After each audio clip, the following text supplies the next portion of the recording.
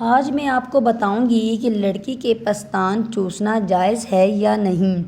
سب سے پہلے میں آپ کو بتاتی چلوں کہ پستان چوسنا تو جائز ہے، بلکہ اس کا خیال رکھا جائے کہ اس دوران پستانوں میں دودھ نہ آتا ہو۔ اگر پستانوں میں دودھ آتا ہے تو اس دوران چوسنا جائز نہیں۔ اگر بیوی مدت رفاقت میں چل رہی ہے ہو، یعنی بچہ چھوٹا ہے اور وہ اس کو دودھ پلا رہی ہے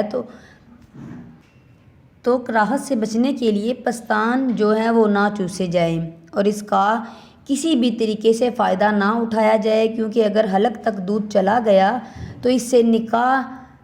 ٹوٹ جائے گا، لیکن یہ ایک مکروہ عمل ہے، لہٰذا مدت رفاقت میں پستان کو چوسنا مکروہ ہو جائے گا۔ اگر مدت رفاقت میں نہیں چل رہی یا ایسا دور ہے کہ بچے پیدا نہیں ہوئے یا کسی ایسی صورت اختیار کر لی کہ اب بچے پیدا نہیں کرنے، 3 یا 4 سال کا وقفہ ڈالا گیا ہو تو اس دوران دودھ نہیں آتا، تو اس دوران پستان چوسنا جائز ہے۔ اگر آپ کو میری یہ ویڈیو اچھی لگی ہو تو پلیز لائک اور سبسکرائب کر دیں تاکہ میری ہر آنے والی ویڈیو آپ تک بآسانی پہنچ سکے۔